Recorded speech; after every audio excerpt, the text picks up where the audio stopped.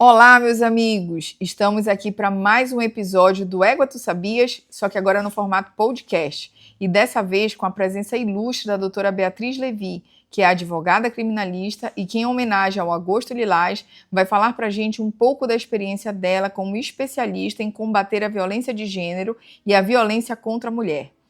Então, doutora Beatriz, muito obrigada por ter aceitado o nosso convite. É um prazer tê-la aqui. Explica pra gente primeiro o que é essa condição de mulher, o que a lei considera mulher. Para finalidades conceituais, quando a gente fala de mulher, a gente tem que entender o que é gênero, né? Existe na nossa sociedade ideias pré-estabelecidas de comportamento que têm que ser seguidos por homens e mulheres. Esses comportamentos são impostos aos homens e mulheres desde o nascimento, desde que se descobre na barriga da mãe qual que é o sexo do bebê, o sexo biológico, no caso. Naturalmente, nem sempre essa pessoa vai se identificar com aquele gênero, né, com o passar do tempo. No entanto, isso é um outro assunto. Falando especificamente com relação às mulheres, qual que é a grande questão que perpassa a violência de gênero, a desigualdade de gênero, e por que é importante a gente pontuar isso? Porque é justamente nessa diferença de papéis que são designados a homens e mulheres que a gente tem a imposição de algumas características, de algumas funções sociais a mulheres que são lidas de maneira inferior na nossa sociedade. Então, o problema não é exatamente a atribuição de diferentes características e funções a homens e mulheres. Tá? Isso, em diversas formações sociais, há uma divisão de funções, né? O problema está, primeiro, em associar a uma essência feminina determinadas funções como se fossem aquelas únicas que a mulher pode praticar, enquadrá-la naquilo. A mulher só pode ser cuidadora, a mulher só pode ser a pessoa que é sensível, a mulher só pode ser passiva, tirando, restringindo outras possibilidades dela. E não só isso, associar essas condutas que são impostas às mulheres a algo negativo. Né? Porque na nossa sociedade isso é lido como algo negativo. O trabalho que é desempenhado pelas mulheres majoritariamente de maneira imposta, que é o trabalho de cuidado, o trabalho de gestar, né? O trabalho de cuidar da casa, é lido de uma maneira inferior, como se não fosse um trabalho. Inclusive não é remunerado muitas vezes. Quando remunerado, mal remunerado. Perfeito. Então, para a gente falar de violência contra a mulher, a gente está falando de gênero. Exato. Masculino, feminino. Então, é especificamente com relação ao gênero feminino. E, doutora, na prática, como é que essa violência de gênero ela pode se apresentar, seja no âmbito doméstico, seja em qualquer outro âmbito contra uma mulher? De que forma você vivencia isso na sua prática advocatícia? Bom, a violência de gênero, ela pode ter várias nuances e também pode ter vários significados. Ela pode acontecer dentro de um contexto de violência doméstica. A violência doméstica é inerentemente uma violência de gênero também, né? E lembrando, quando a gente fala de violência doméstica, isso não significa somente aquela que acontece dentro da mesma casa, né? Coabitação, pode ser também, mas também ocorre entre familiares, entre pessoas com vínculo afetivo, ou que já tiveram vínculo afetivo, e tem a ver ali com aquela relação familiar ou de afeto, né? Muitas vezes com relação ao controle desempenhado sobre aquela mulher, ciúmes, posse, etc. Agora, a gente tem também as violências de gênero que não necessariamente ocorrem dentro do contexto da violência doméstica. Então, basicamente, a violência doméstica ela sempre é uma violência de gênero, mas a violência de gênero nem sempre é uma violência doméstica. A violência de gênero ela já vai ter a ver com o repúdio, o ódio à figura da mulher. Né? E isso se dá de várias formas, diminuindo aquela mulher, desqualificando aquela mulher, ou, e é muito comum, né, dentro, inclusive, dos instrumentos jurídicos, a gente vê estereótipos sendo mobilizados contra as mulheres para praticar, para perpetuar, reproduzir essas violências. Porque, como eu disse, já que é associado à mulher, né, uma carga enorme de condutas negativas, que são, inclusive, incutidas na nossa cultura. Né? Aquela ideia de que mulher é emocional, de que mulher é irracional, de que mulher é fraca, de que mulher só serve para cuidar da casa, mulher não sabe trabalhar direito, mulher, quando se insurge de alguma injustiça, é desequilibrada, é louca, enquanto o homem na mesma posição é um homem viril, é um homem admirável. Né? Então, esses estereótipos eles servem também para perpetuar esse lugar de submissão da mulher, e eles são muitas vezes mobilizados dentro de uma dinâmica de violência de gênero, que pode ser fora de uma relação de violência doméstica, né? Mas se forem mobilizados ali justamente a condição de mulher, se houverem aspectos, esse viés de desigualdade de gênero, de discriminação de gênero subjacente a essas condutas, é uma violência de gênero. Perfeito. Então, só para a gente deixar claro, então, se eu estou num âmbito doméstico ou que não exija coabitação, mas que tenha afeto, eu vou estar dentro da Lei Maria da Penha de violência doméstica. Isso. É isso. E eu, na condição de mulher, posso ser violentada quanto ao meu gênero por qualquer pessoa. E, inclusive, dentro de processos, como a senhora está falando, como é que isso se dá? Sim. Quais são esses exemplos assim, que a senhora visualiza no dia a dia? Bom, a gente lida muito, né, com um fenômeno, e isso é um fenômeno bem antigo, na verdade, só que agora ele está se mostrando mais às claras, porque está sendo denunciado, da litigância abusiva. Né? Na verdade, é um fenômeno que tem vários nomes. Né? A gente tem conceituações feitas por diversas pesquisadoras. A Soraya Mendes vai chamar de lawfare de gênero. A Alice Bianchini vai falar que é a guerra judicial, né, baseada na desigualdade de gênero. Então, a gente vai ter várias formas de nomear esse fenômeno, mas que é, basicamente, uma litigância abusiva com viés de gênero. Tá?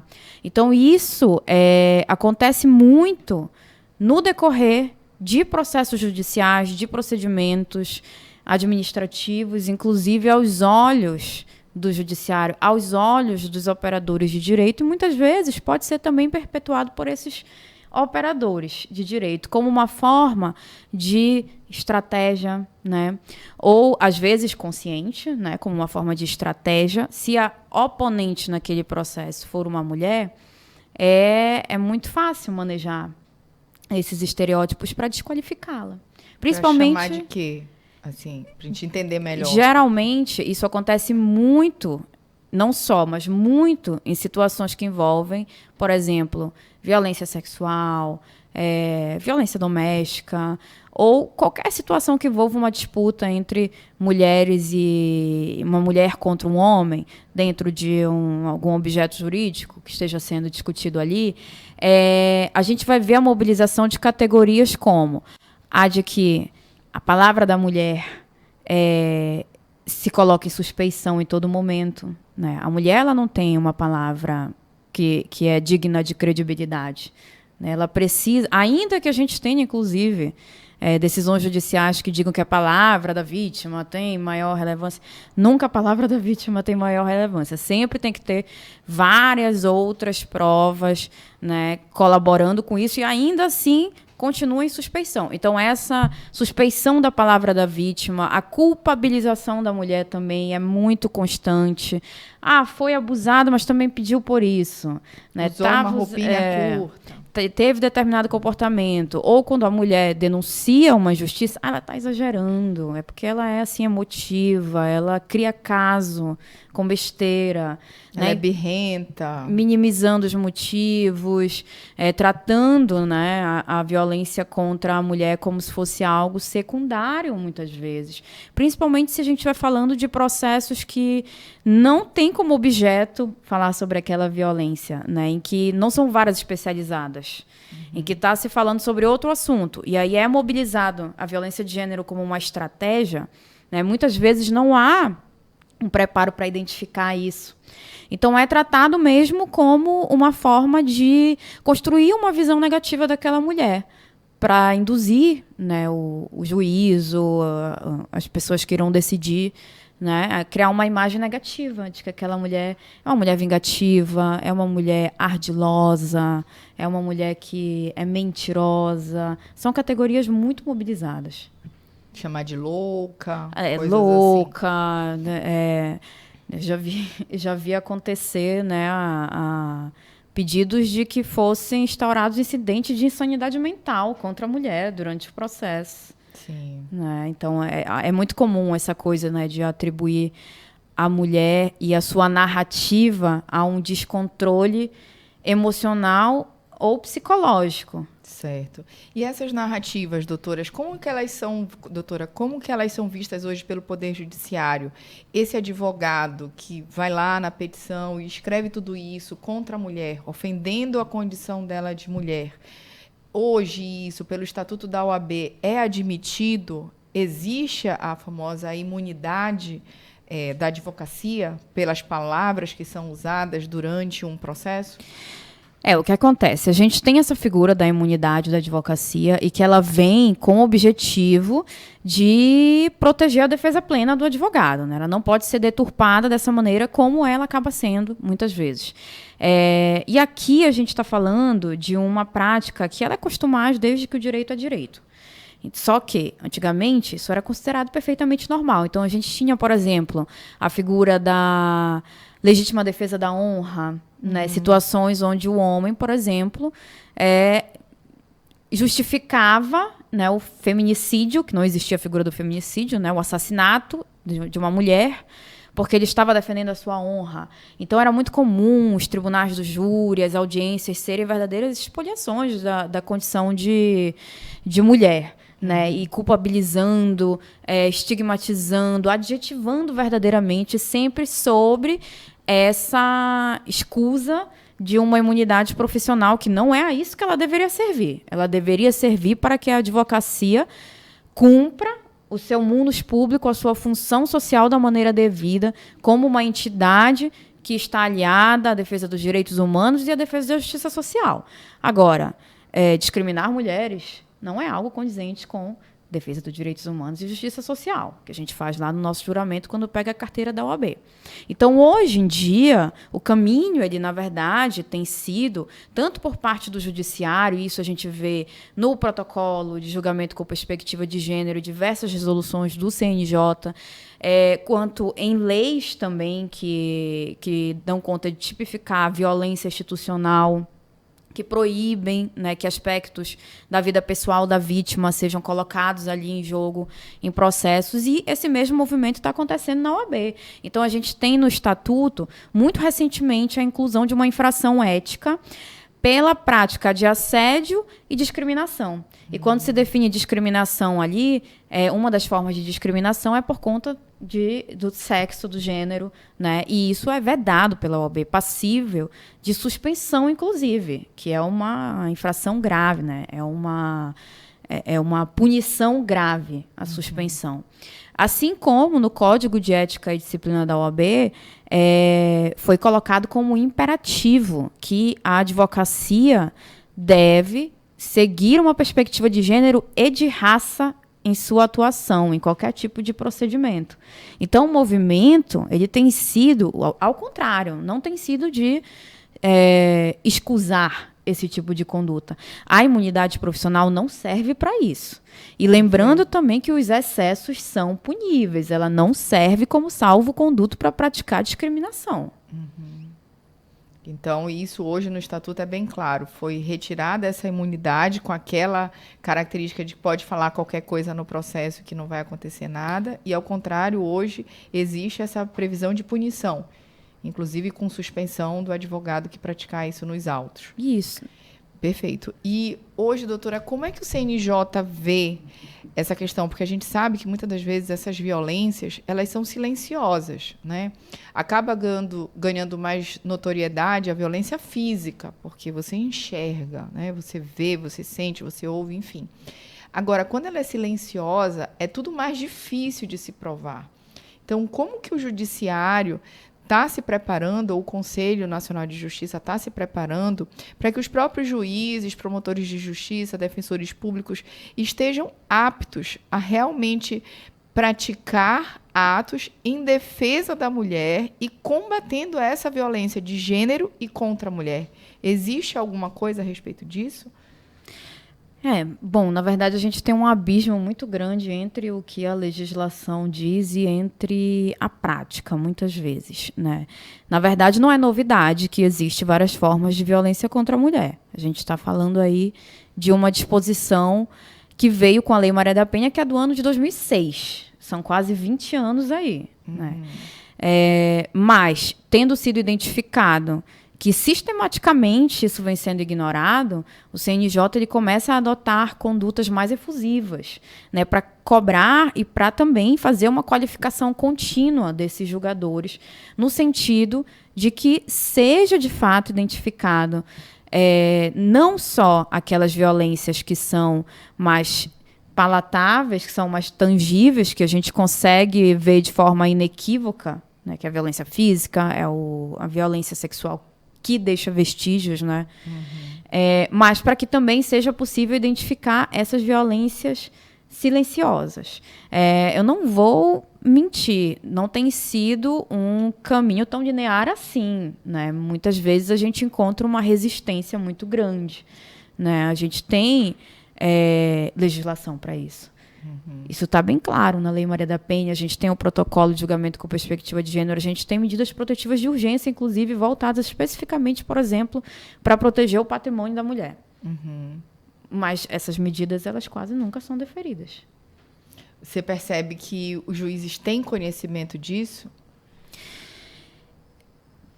Conhecimento, sim. Talvez falte a aplicação mesmo, né? Eu entendo que é um pouco mais difícil, né, gerar comprovações nesse tipo de situação, justamente porque não deixa marcas. Então, eu consigo entender, por um lado, a resistência, né, em levar a cabo condenações quando esses são os crimes, mas eu entendo também que, justamente por serem crimes que envolvem toda uma outra técnica, né, ao serem cometidos, isso também tem que envolver uma outra técnica ao serem analisados. E a forma como as categorias jurídicas elas foram construídas para lidar com a violência está muito voltada ainda para aquela violência tradicional.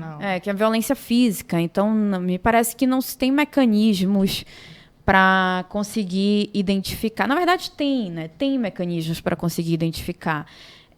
Só que talvez esses mecanismos não sejam avaliados com tanta importância. Como, por exemplo, qual que vai ser o grande aliado, a grande prova, né, nesse tipo de situação? Um laudo psicológico que demonstre, né, os traumas vivenciados, as consequências que essa mulher vivenciou.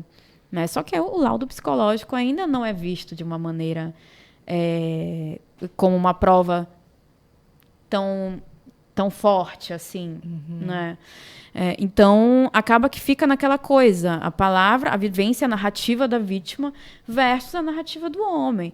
E dentro dessa lógica, qual é aquela que está mais sujeita à suspeição? É a da mulher. Sim. E dentro dessa lógica, a gente tem alguma metrificação ou conhecimento de dados públicos acerca da utilização ou não pelos juízes e pelos tribunais com relação a esse protocolo e essas medidas fixadas pelo Conselho Nacional de Justiça e pelos tribunais? Tem um banco, né, é público, é possível qualquer um consultar, onde são divulgadas as decisões que abordam o protocolo. Agora, tem algumas questões, né? Eu identifico que esse banco ele talvez careça de atualização constante.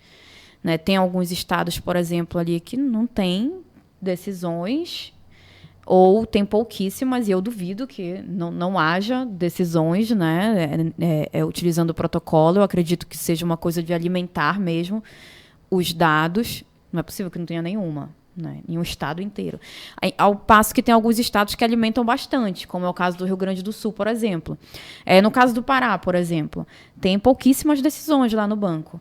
E eu duvido que tenha só isso de decisões aqui no Pará. E ainda tem um outro ponto também. Será que essas decisões elas só citam o protocolo? Ou será que elas estão, de fato, aplicando o protocolo? Assim, de maneira material mesmo, sabe? Porque é muito comum, né, que aconteça de se referenciar. Temos o protocolo que diz isso, isso e isso. Mas, porém, entretanto, e aí a decisão, às vezes, vai até no sentido contrário. Então, só citar, né, não é o suficiente. É necessário aplicar, de fato, o conteúdo. Então, existe esse banco, ele é público. Eu acredito que careça de atualizações, né? Não sei qual é que é a regra, a imperatividade ali para uma periodicidade, como é que fazem, né, para subir esses dados, se é obrigatório ou não. E também é preciso avaliar se, de fato, materialmente está sendo cumprido ali o disposto no protocolo ou se ele só está sendo citado. Perfeito. Eu vi que agora, recentemente, finalzinho de julho, lá pelo dia 28 de julho, foi publicado o provimento 201 do Conselho Nacional de Justiça, doutora, e ele fala exatamente desse protocolo e fixa ali canais, né, para denúncias, enfim. Eu acredito que isso, e está disposto lá no provimento, vai ajudar muito nessa metrificação aí, para a gente poder ver como está sendo a utilização desse instituto pelos nossos juízes, pelos nossos, pela nossa força do judiciário, né? Então, eu queria aqui publicamente lhe agradecer e falar um pouco mais também da violência patrimonial que está dentro disso, porque o protocolo ele fixa como se fosse um passo a passo, o que deve ser analisado num caso X, Y, Z, com essa perspectiva. Mas muitas das vezes as medidas protetivas elas só se preocupam com o afastamento do lar, né? Elas não se preocupam com essa parte patrimonial e moral que pode estar acontecendo também. E a repercussão disso, por exemplo, no cartório de registro de imóveis, eu sou registradora de imóveis aqui em Belém há 7 anos, mas antes fui registradora em Minas, e aqui em Belém, há 7 anos que eu estou aqui, eu nunca recebi nenhuma decisão judicial que tratasse de uma medida protetiva para simplesmente proteger o patrimônio de qualquer mulher envolvida em caso de violência doméstica ou violência de gênero. Então, a senhora tem conhecimento de alguma medida protetiva que tenha sido aplicada pelo judiciário visando essa proteção da mulher que, de repente, pudesse ser averbada no cartório de registro de imóveis onde essa mulher tem um apartamento, uma casa, um sítio, para proteger essa mulher?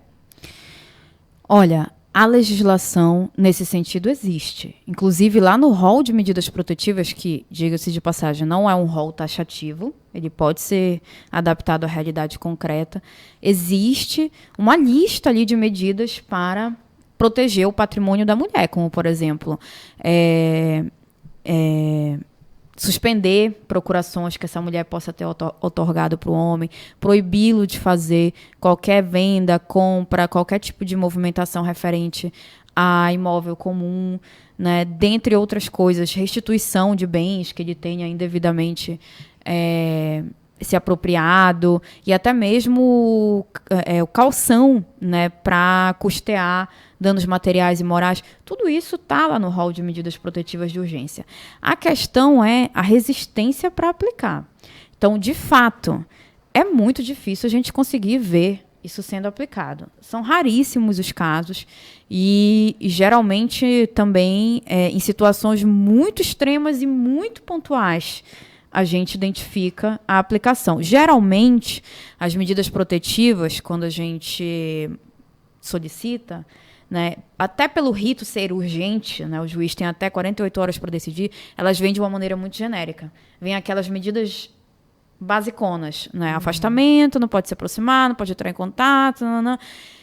Dificilmente a gente consegue, num primeiro pedido, incluir essas medidas, ainda que a situação seja evidentemente inerentemente de violência patrimonial.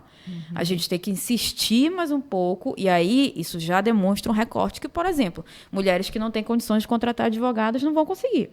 Sim. Né? E ainda insistindo, a gente encontra resistência. Então, assim como tu não vê no cartório isso chegar, eu também não vejo essas decisões sendo proferidas. É porque elas realmente não são proferidas.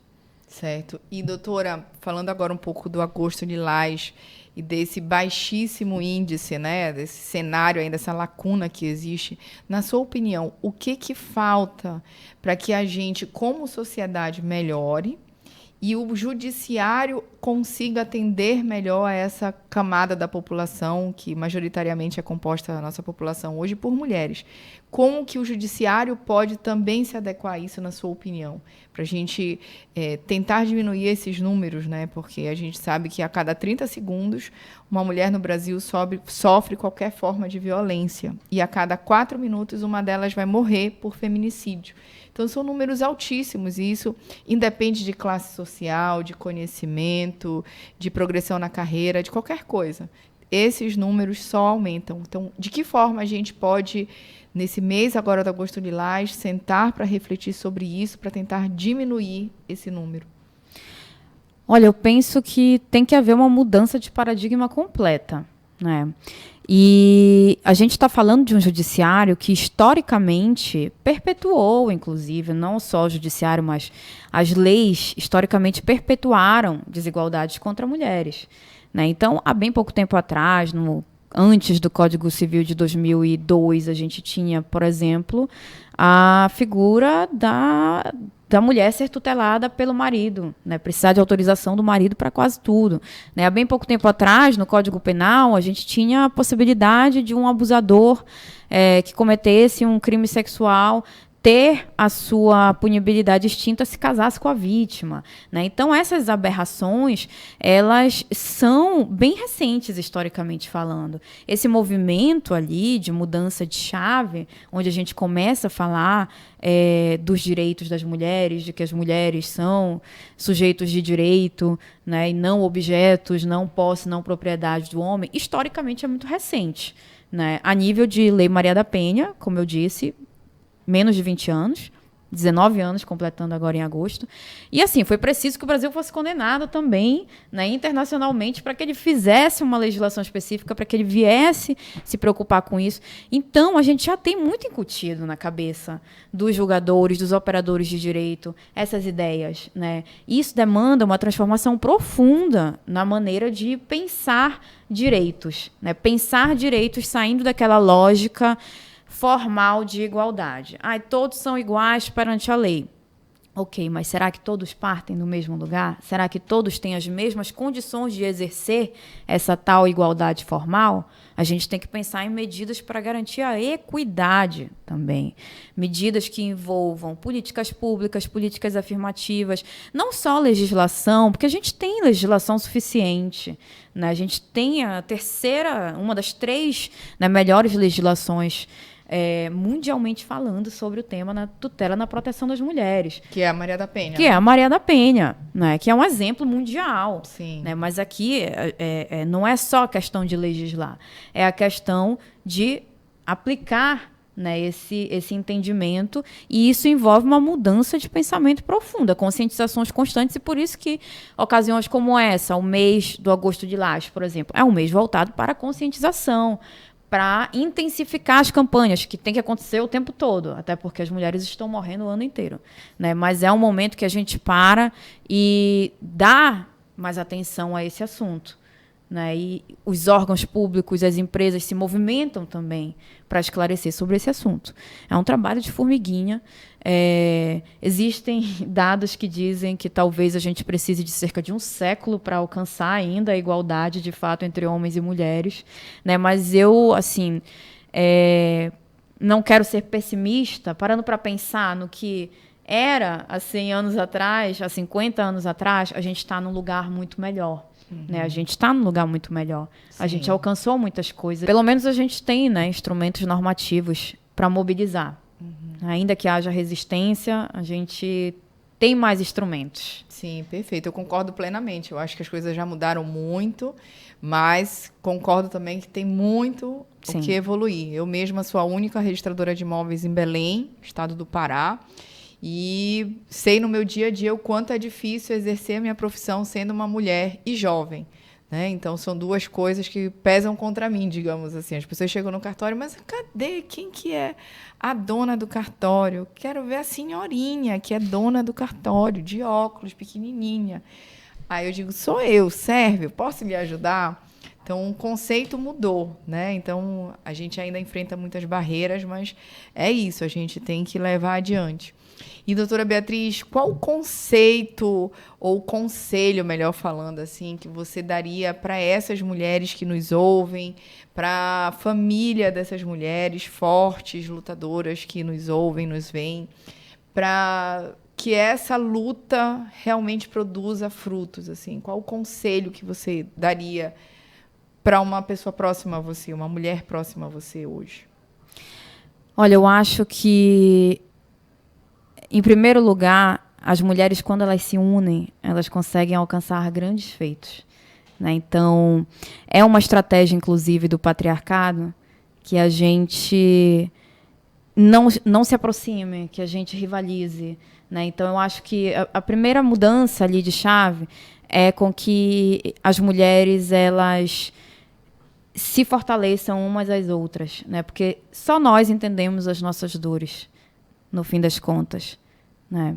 E a gente precisa também sair um pouco da esfera de que só as mulheres pensem sobre isso e também chamar os homens à responsabilidade, né? Para que os homens, dentro dos seus grupos ali, tenham essa conduta de combater, de não rir de uma piada machista, de não concordar com o comportamento de um colega. Então, assim, a gente fala muito sobre o que as mulheres devem fazer, né? E eu acho que a gente já está fazendo muita coisa, né? A gente tem as nossas redes, a gente está se apoiando, a gente está se unindo. Essa coisa da rivalidade feminina tem ficado no passado, mas eu acho que a gente, mais do que isso, tem que chamar também os homens para sentar na cadeira e conversar sobre isso com a gente, né? Quando a gente conversa sobre esse assunto, e tem que ir uma plateia espontânea, né? Espontaneamente para falar sobre isso, a gente vê plateias femininas. Né? Homem só está lá se for obrigado.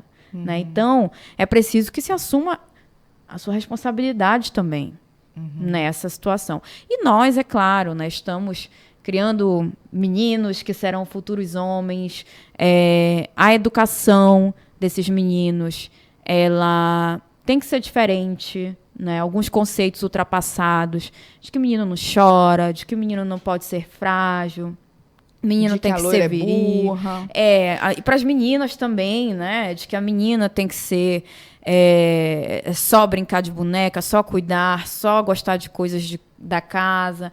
Isso tudo, né? Eu acho que está vindo uma geração muito forte aí, inclusive, que vai transformar bastante, né? Uma geração com outras ideias, né? Que vem aí para quebrar muitos paradigmas. E outra coisa, eu acho assim que a gente tem que ser um espaço de acolhimento sempre para uma mulher quando a gente sabe que ela está vivenciando uma situação como essa. Ao mesmo tempo que a gente tem que respeitar a autonomia dessa mulher e entender o tempo dela também para sair de uma situação de violência de gênero, é muito importante que, se você conhecer alguém que está vivenciando essa situação, você se apresente como uma rede de apoio, como alguém que vai estar lá para acolher quando ela tomar a coragem de findar aquele círculo, porque isso faz toda a diferença. Às vezes é lembrar que tem fulana ou fulano que vai dar uma força ali naquele momento. É aquilo que traz energia, que traz a coragem para que a mulher possa finalizar esse ciclo de uma relação abusiva.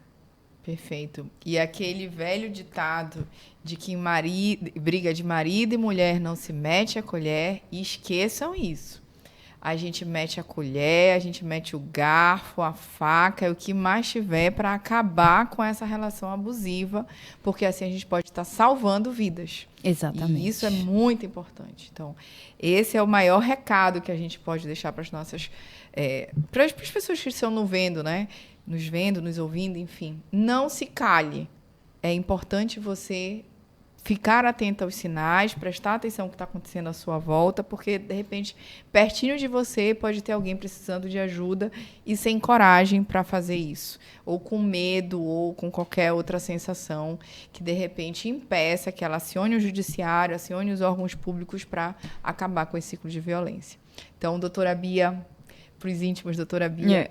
Muito obrigada pela sua presença aqui, pelo seu conhecimento compartilhado. Foi um prazer te ouvir e aprender um pouco mais, né? O agosto é lilás, mas o ano inteiro é de combate à violência contra a mulher. Então, muito obrigada.